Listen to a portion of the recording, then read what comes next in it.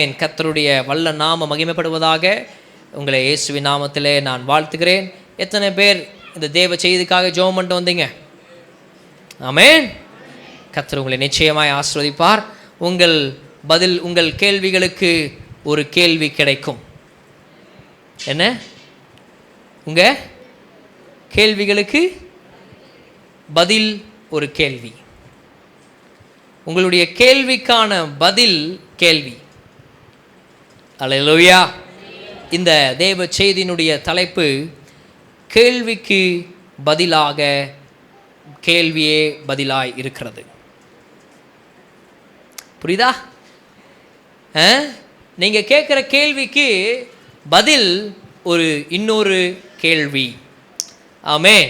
கர்த்தருடைய நாமம் மகிமைப்படுவதாக. பாருங்க, வேதாகமத்திலே நமக்கு ரொம்ப அற்புதமான பதில்களை நாம் பார்க்குறோம். அநேக விஷயங்களை கர்த்தர் தெளிவுபடுத்தினதை நாம் பார்க்குறோம்.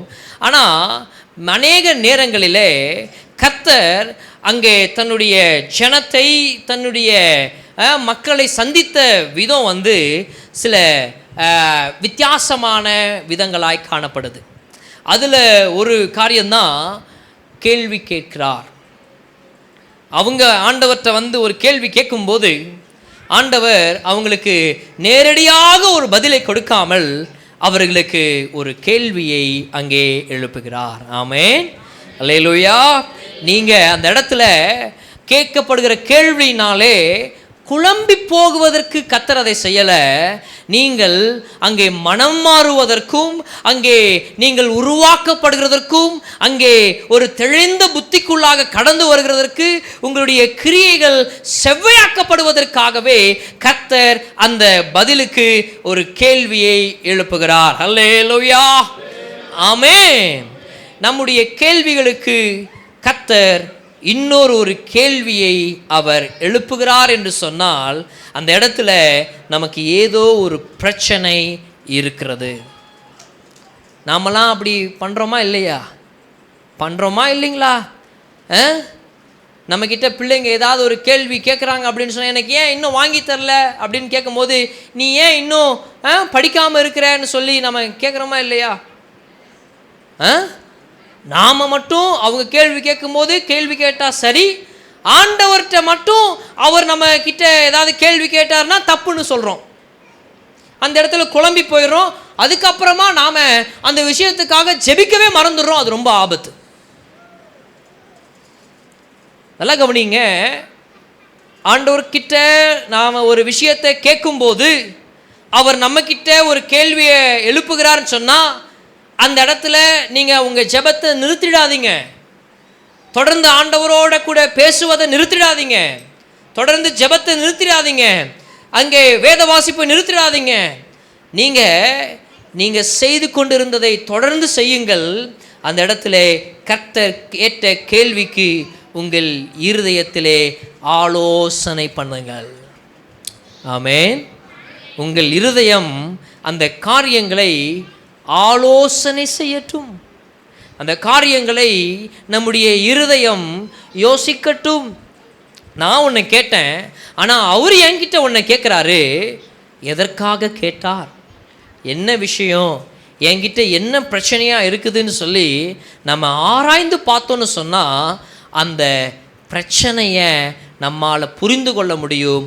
அங்கே சரி செய்வதற்கு கர்த்தர் நமக்கு உதவியாக இருக்கிறார். அல்லேலூயா. அல்லேலூயா. அதனால் பிள்ளைகள்லாம் சொல்கிறேன், உங்கள் மேம் கேள்வி கேட்கும்போது, உங்கள் அப்பா அம்மா கேள்வி கேட்கும்போது எரிச்சல் அடையாதீங்க. உங்கள் கிட்ட இருக்கிற ஏதோ ஒரு பிரச்சனையை அவங்க சரி பண்ணணுன்றதுக்காக தான் கேள்வி கேட்குறாங்க. சரியா? எல்லா இடத்துலையுமே நம்மளை ஒருத்தவங்க கேள்வி கேட்குறாங்க அப்படின்னா அவங்க நம்மளை அசிங்கப்படுத்தணுன்றதுக்காக கேள்வி கேட்குறாங்கன்னு நம்ம எடுத்துக்கவே கூடாது. எல்லா இடத்துலையும் அப்படி கிடையாது. நாம் நல்லா இருக்கணுன்றதுக்காகவும் கேள்விகள் கேட்கப்படுகிறது. ஆமென். ஆமென். அதனால் பெற்றோர்களோ, நமக்கு ஆலோசனை பண்ணுகிற இடத்துல இருக்கிற நம்மளுடைய டீச்சர்ஸோ, நாம் அந்த இடத்துல ஏதாவது கேள்வி கேட்கப்படுறோம் அப்படின்னு சொன்னால் எரிச்சல் அடையாமல் அந்த இடத்துல சரி பண்ணி கொள்ள வேண்டியவைகளை சரி பண்ணுங்கள். கர்த்தர் நமக்கு பெரிய காரியங்களை செய்வார். ஆமென். சில வசனங்களை நம்ம வாசிக்கலாம். என்ன பிரச்சனை? இந்த நாட்களிலும் நமக்கு நிறையா கேள்விகளை ஆண்டவர்கிட்ட நம்ம கேட்குறோம், அநேக காரியங்களை கேட்குறோம். ஆனால் கர்த்தரும் நம்மக்கிட்ட சில காரியங்களை கேட்குறார். கேட்கும்போது நாம் ஜெபத்தையே நிறுத்திடுறோங்க. அதுக்கப்புறமா அதை குறித்து நம்ம ஆண்டவர்கிட்ட கேட்குறதே இல்லைங்க, அப்படியே இருந்துடுறோம். ஆனால் இன்னைக்கு அப்படி இல்லாமல் ஒரு வித்தியாசத்தை நாம் பார்க்க வேண்டும். ஒரு மாற்றத்தை நாம் பார்க்க வேண்டும்.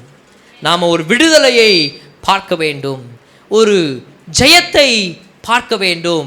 இவ்வளோ தூரம் தான் இருந்த என்னுடைய எல்லையை விரிவடைவதற்கு, கர்த்தர் விரிவாக்குவதற்கு எனக்கு உதவி செய்தார் என்பதை நாம் இந்த நாட்களில் காண வேண்டும் என்று சொல்லி கர்த்தர் விரும்புகிறார். அல்லேலூயா.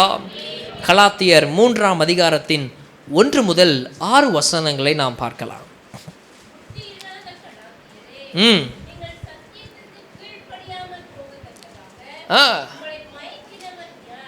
உங்களை மயக்கினவன் யார்?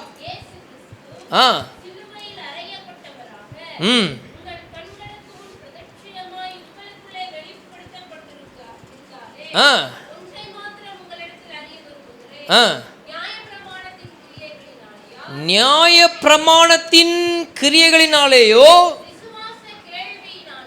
விசுவாச கேள்வினாலேயோ எதினாலே ஆவியை பெற்றீர்கள்?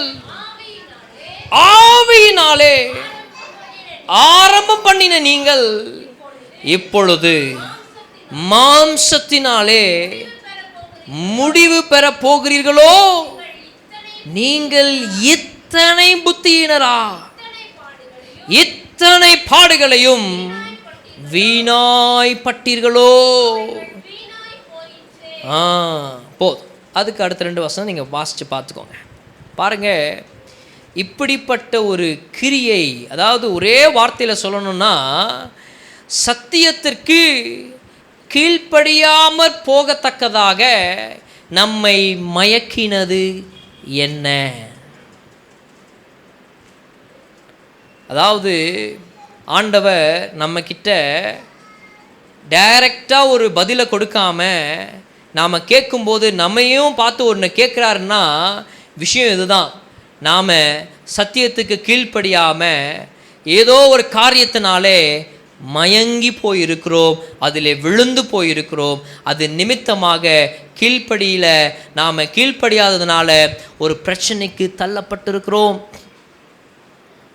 அந்த பிரச்சனையை சரி பண்ணும்படியாக தான் கர்த்தர் நம்மிடத்திலே இந்த கேள்வியை எழுப்புகிறார். ஆமென், ஆமென்.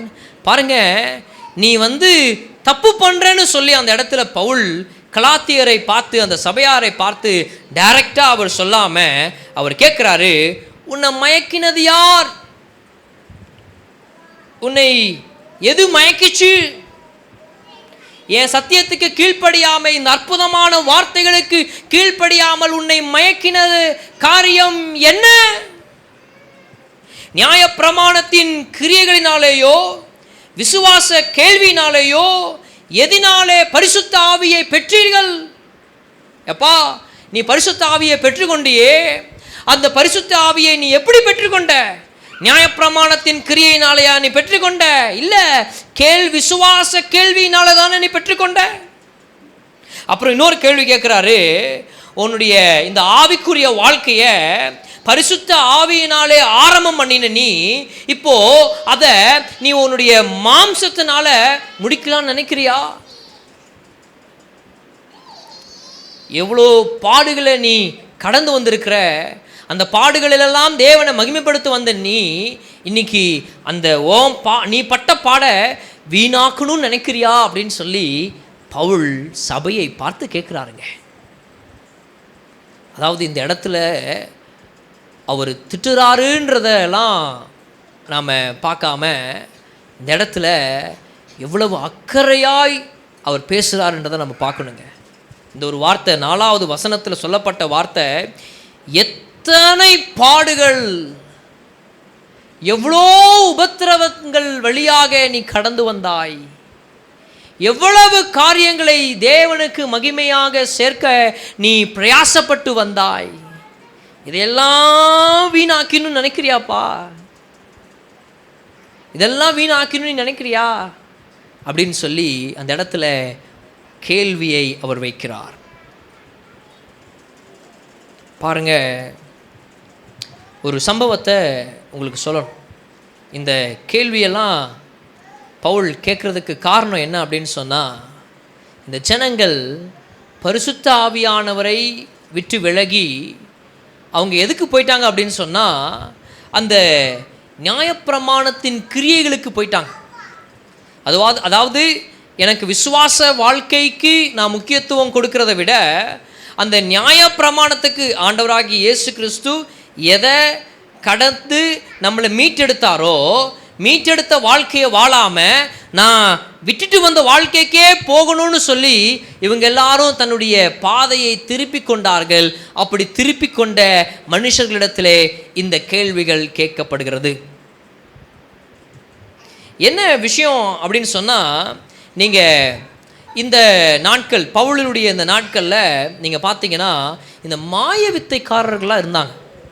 என்ன மாய வித்தைக்காரர்? அப்போஸ்தலர் 8 நீங்கள் பார்க்கலாம், அப்போஸ்தலர் 13ஆம் அதிகாரத்தில் பார்க்கலாம். இவங்கெல்லாம் என்ன பண்ணுவாங்கன்னு சொன்னால், அந்த ஜனங்களை மயக்குவார்கள். அந்த பரிசுத்த பாதையை விட்டு விலகும்படியாக, தேவன் நியமித்த அந்த சத்தியங்களையெல்லாம் விட்டு விலகும்படியாக ஒரு பிரமிக்கத்தக்க காரியங்களையெல்லாம் அந்த இடத்துல செய்து அந்த பரிசுத்தமான வாழ்க்கையை வாழும் ஜனங்களை அவர்கள் மயக்கினார்கள். அவர்களை குறித்து சொல்லும்போது அவங்க கள்ள தீர்க்கதரிசிகள். நீங்கள் 13ஆம் அதிகாரத்தில் நீங்கள் பார்க்கலாம். அதில் அந்த பரியேசு என்ற ஒரு மனுஷன் செர்கியூ பவுல் என்ற ஒரு அதிபதியோடு கூட சேர்ந்துட்டு பல பொல்லாத காரியங்களை அந்த இடத்துல அவன் செய்து வந்தான்.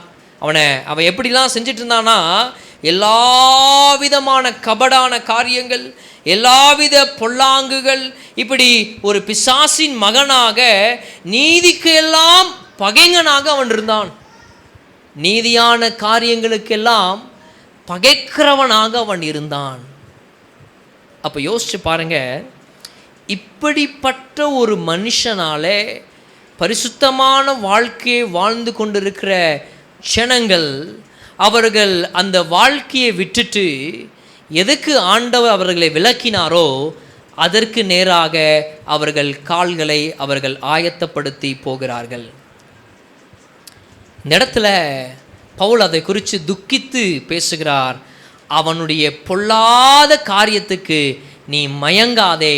அவன் உன்னை மயக்கி அந்த பரிசுத்த பாதையை விட்டு விலகச் செய்து உன்னை நிர்மூலமாக்குகிறான். மயக்குகிறவன் எப்படிப்பட்டவனாக இருக்கிறான் பாருங்க. எல்லாவித கபடு அவன்கிட்ட இருக்குது, எல்லாவித பொல்லாங்கு அவன்கிட்ட இருக்குது, அவன் நீதியை பகைக்கிறவனாக இருக்கிறான். இப்படி ஒரு காரியத்தில் இருக்கிறவன் அவன் பக்கமாக ஒருவனை இழுக்கிறான்னு சொன்னால் என்ன அவனுக்கு மிஞ்சும்? அந்த காரியத்தில் மயங்கி போகிறவனுக்கு என்ன மிஞ்சும்? அவன் வாழ்க்கையில் அவனுக்கு கிடைக்க வேண்டிய நீதியெல்லாம் கிடைக்காமல் போகும். அவனுக்கு பொல்லாங்கு அங்கே காணப்படும். அவனுடைய வாழ்க்கையே பொய்யாய் மாறி போகும். இப்படிப்பட்ட பொய்யிலும் பொல்லாங்கிலும் அங்கே நீதி கிடைக்காத ஒரு வாழ்க்கையும் ஜனங்கள் அங்கே அதில் சிக்கி தவித்து விடக்கூடாது என்று சொல்லி தான் இங்கே கேள்வியின் பதிலாக இன்னொரு கேள்வி எழுப்பப்பட்டது. நல்லா கவனிங்க, எப்போவுமே ஆண்டவர் நம்மை குழப்பணும்னு சொல்லி அவர் கேள்வி கேட்க மாட்டாருங்க. இன்றைக்கி இந்த பூமியில் தான் நம்மளை 4 பேர் முன்னாடி அசிங்கப்படுத்தணுன்றதுக்காகவே கேள்வி கேட்பாங்க. பிள்ளைகளுக்கு சொல்லணும் அப்படின்னு சொன்னால், எவ்வளோ மார்க் எடுத்த? அடா பாவி, இப்போயாடா இந்த கேள்வியை கேட்பேன்னு சொல்லி சிலர்லாம் ஃபங்க்ஷனில் ஜாலியாக சந்தோஷமாக இருக்கும்போது எங்கேயாவது பேசிகிட்டு இருக்கும்போது எவ்வளோ மார்க் எடுத்த அப்படி கேட்டானா, அந்த நேரத்தில் அவ்வளோ நேரம் சிரித்து பேசிகிட்டு இருந்த அப்பா அம்மா இதுவா அப்படின்னு சொல்லி அந்த இடத்துல ஒரு காதை திருவுவாங்க. பார்க்கணுமே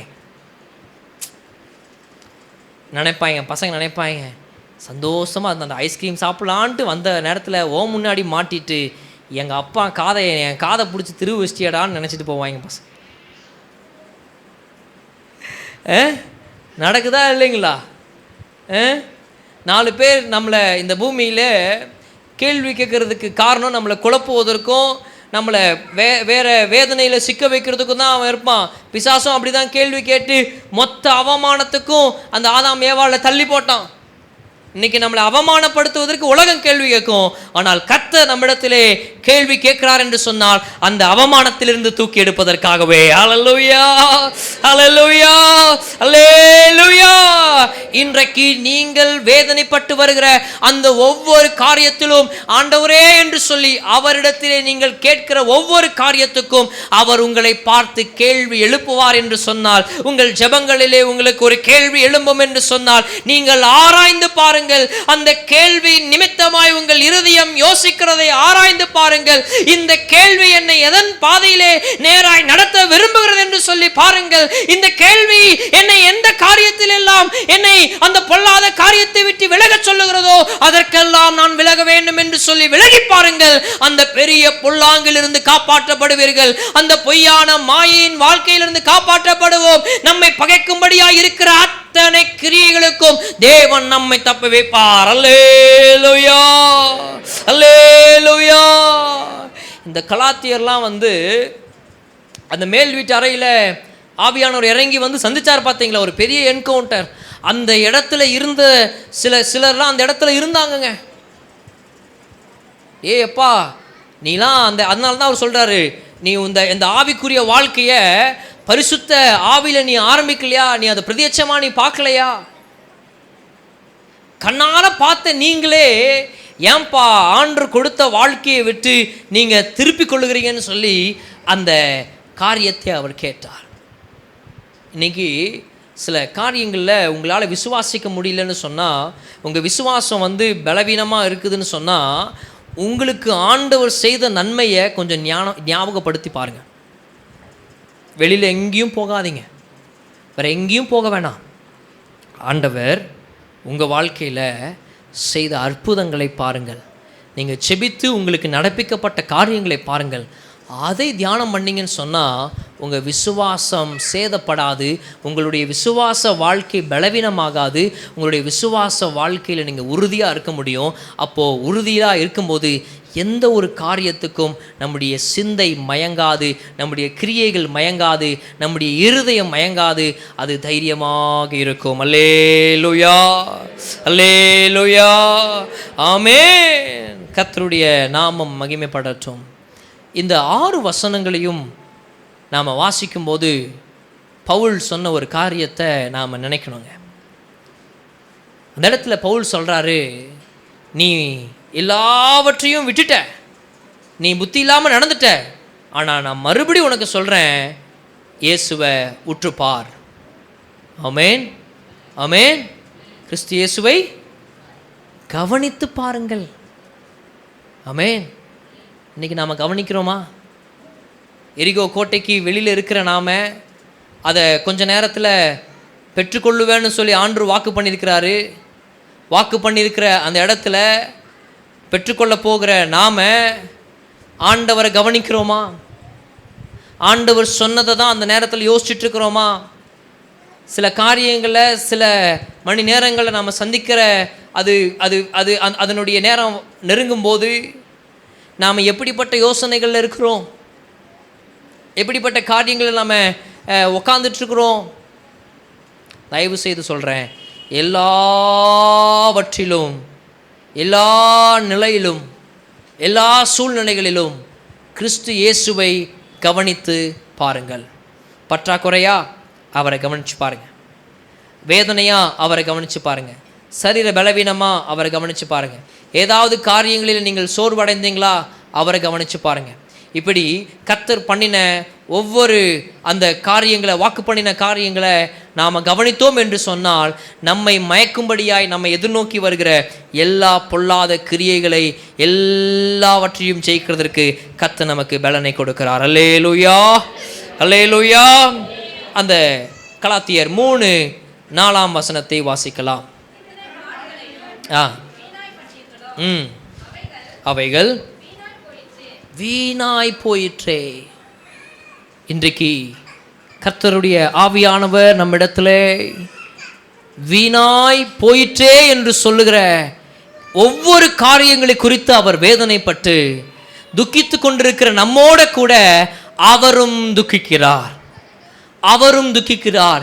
இவைகளை எல்லாம் என்னுடைய ஜனம் இழந்து போனதே, இழந்து போனவர்கள் வெறுமையாய் இருக்கிறார்களே, என் ஜனம் வெறுமையாய் இருப்பது எனக்கு துக்கமாய் இருக்கிறது என்று சொல்லி துக்கித்த ஆண்டவர் சொல்லுகிறார், இவ்வளவு காரியங்களை நீ வீணாக்கிட்டப்பா, இது வீணாக்கப்படாதபடிக்கு உன்னிடத்திலே நான் எழுப்புகிற இந்த கேள்விக்கு நேராக உன் இருதயத்தை திருப்பிக்கொள், நிச்சயமாய் நீ மறுசீர் அமைக்கப்படுவாய். அல்லேலூயா, அல்லேலூயா.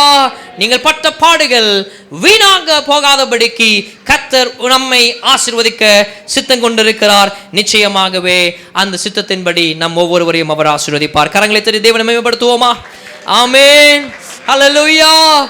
மறுபடி சொல்லுகிறேன், நாம் அவரால் கேள்வி கேட்கப்படும் போது குழப்பத்துக்கு நாம திரும்பாம கர்த்தர் நம்மை மறுசீர் அமைக்க விரும்புகிறார் என்று சொல்லி மறுசீர் அமைக்கப்படுவோம், பெரிய காரியங்களை காண்போம். ஆமென்.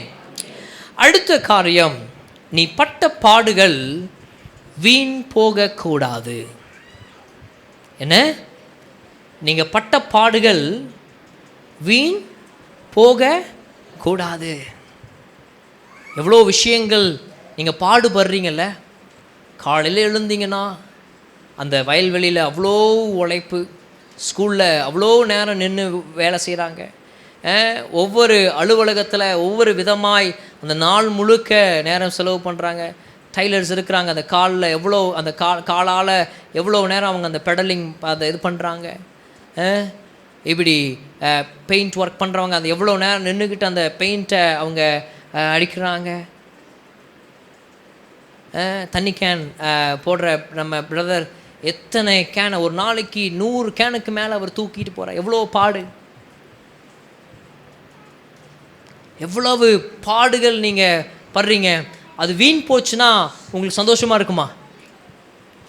உங்கள் பாடுகள் உங்களுக்கு வீணாக போகுது அப்படின்னு சொல்கிறது சந்தோஷமாக இருக்குங்காங்க? சொல்லுங்கள். கிடையாது, கிடையவே கிடையாது. ஒன்றும் இல்லை, தலை சீவும் போது லைட்டாக களைஞ்சு போச்சுனாலே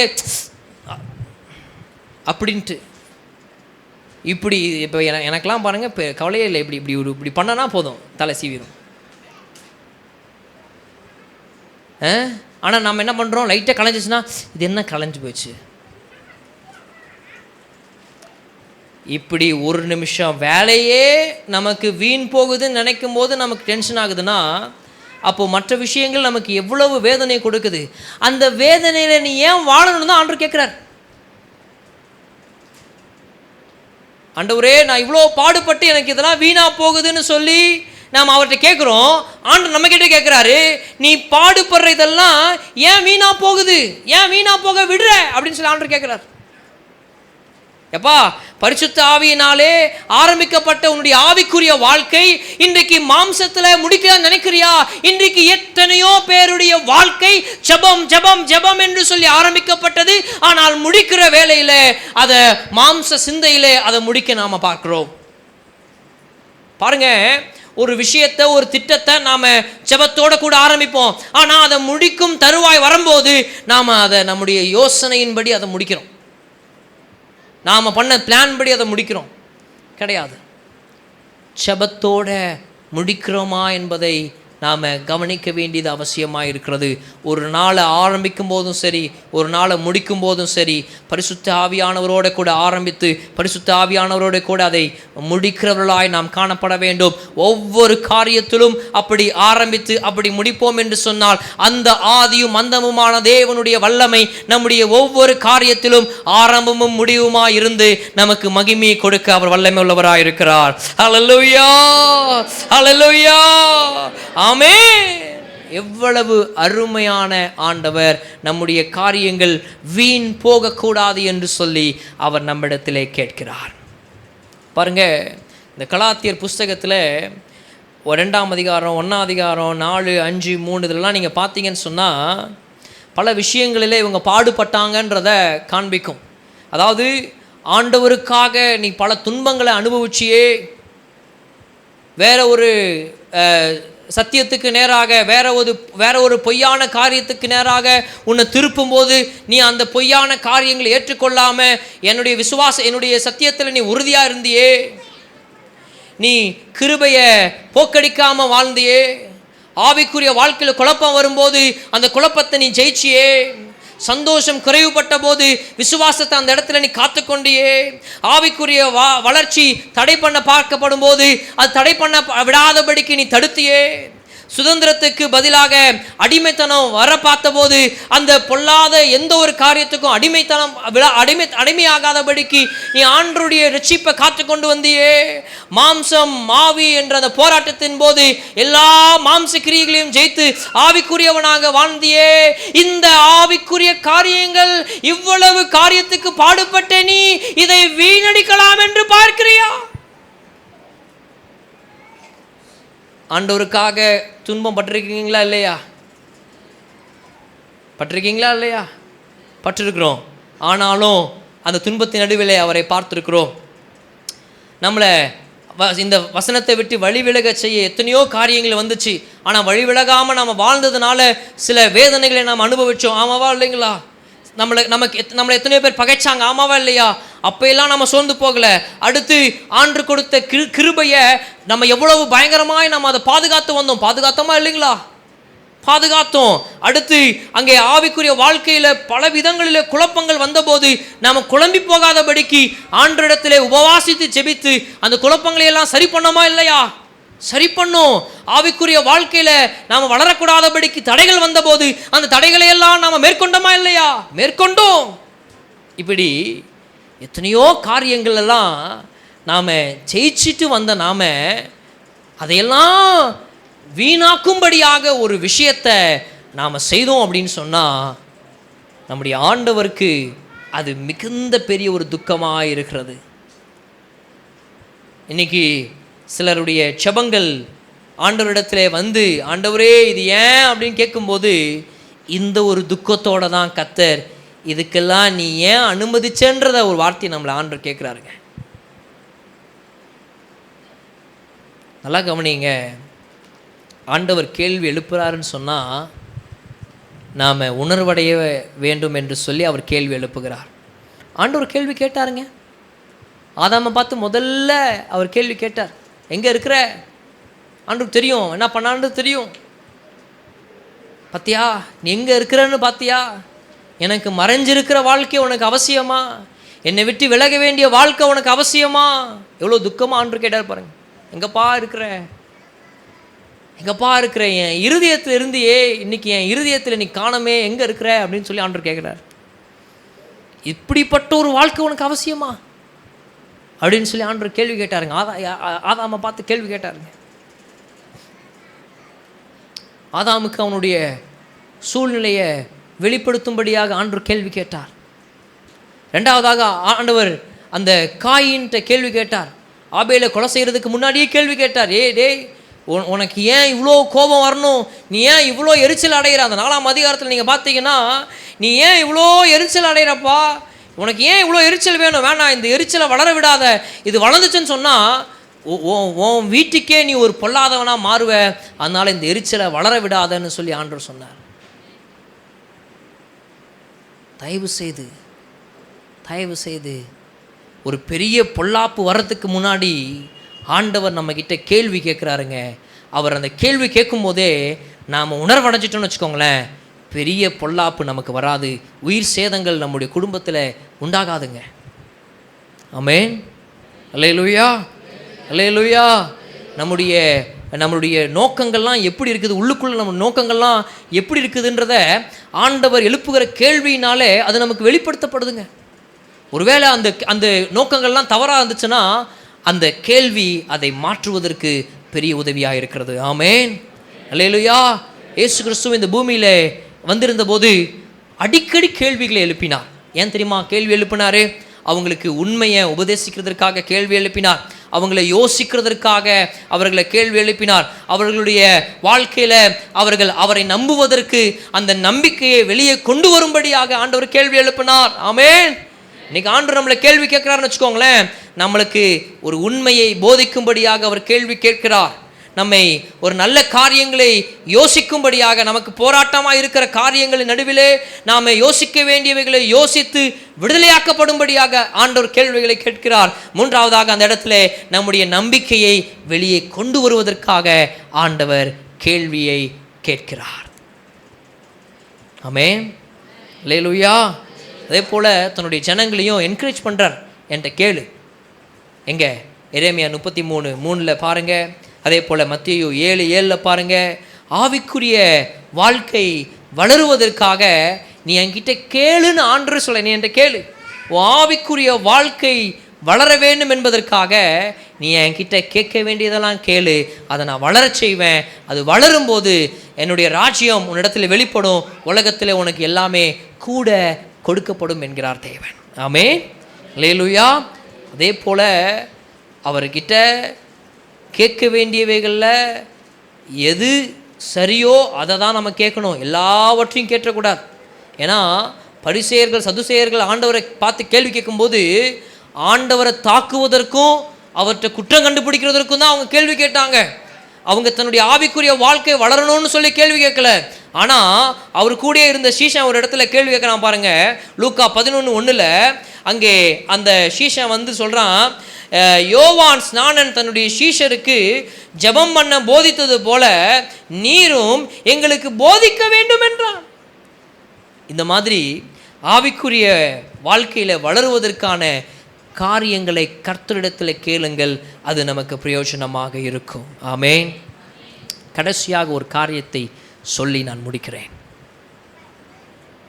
தேவன் உங்களிடத்தில் கேள்வி கேட்கும்போது அதை அவாய்ட் பண்ணாதீங்க, அதை தவிர்க்காதீங்க. ஆண்டவருடைய கேள்வி நம்மக்கிட்ட கேட்கும்போது நாம் முதலாவதாக அதை தவிர்க்கக்கூடாதுன்னு சொன்னால், பூமியில் நம்முடைய பெற்றோர் நம்மளை கேள்வி கேட்கும்போது, நம்மளை நேசிக்கிறவங்க நம்மளை கேள்வி கேட்கும்போது, நம்ம மேலே அக்கறையாக இருக்கிறவங்க, நமக்கு மேலே உள்ள அதிகாரிகள் நம்மளை கேள்வி கேட்கும்போது, அதை தவிர்க்காமல் நாம் அதற்கு பதில் சரியாய் சொன்னோன்னா ஆண்டவர் நம்மளை கேள்வி கேட்கும்போது அதை நாம் தவிர்க்க மாட்டோம். பூமியிலேயே எல்லா கேள்வியும் புறக்கணிக்கிறது. நீ என்ன கேட்குற, நீ என்னடா அவ்வளோ பெரிய ஆளாடா, தயவு செஞ்சு அதெல்லாம் இங்கே பாருங்கள். நஷ்டம் வந்து நமக்கு தான் நஷ்டம். நமக்கு நஷ்டம் வரக்கூடாதுன்றதுக்காக தான் கர்த்தர் கேள்வி கேட்கிறார். அதனால் தயவு செய்து அவருடைய கேள்வியை நாம் ஒரு காலத்திலும் புறக்கணிக்கக்கூடாது. புறக்கணிக்காதபடிக்கு அதை ஏற்றுக்கொள்ளுவோம். உண்மை நமக்கு போதிக்கப்படும், நம்முடைய நம்பிக்கை வெளியே கொண்டு வரப்படும். நமக்கு போராட்டமாய் பெரிய சேலஞ்சாக இருக்கிற காரியங்கள் நடுவில் நாம் யோசிக்க வேண்டிய காரியத்தை யோசித்து நாம் வெளியில் விடுதலையாய் வருவதற்கு கர்த்தர் நமக்கு பெரிய காரியத்தை செய்வார். அல்லேலூயா, அல்லேலூயா. பாருங்க, அவருடைய கேள்விதாங்க உங்களுக்கு கிடைக்க வேண்டிய ஒரு பெரிய பதில், ஒரு பெரிய விடுதலை, ஒரு பெரிய ரட்சிப்பு. ஆமென். கரங்கள் வைத்து தேவனை ஸ்தோத்திரம் பண்ணுவோமா? ஸ்தோத்திரம் ஆண்டவரே. ஹல்லேலூயா, ஹல்லேலூயா, ஹல்லேலூயா. ஆமென். நீங்கள் பட்ட பாடுகள் வீண் போவது இல்லை. ஆகையால் தேவனிடத்திலே கேளுங்கள், அவர் உங்களிடத்திலே கேட்கும் காரியத்துக்காக சிந்தியுங்கள். ஒரு ரட்சிப்பை, ஒரு உண்மையை அறிந்து கொள்ளுவோம். நம்முடைய நம்பிக்கை வெளியே கொண்டு வரப்பட்டு பெரிய காரியங்களை பெற்றுக்கொள்வதற்கு, அற்புதங்கள் நடக்கிறதற்கு அது ஏதுவாக இருக்கும். அல்லேலூயா, ஆமென். நாம்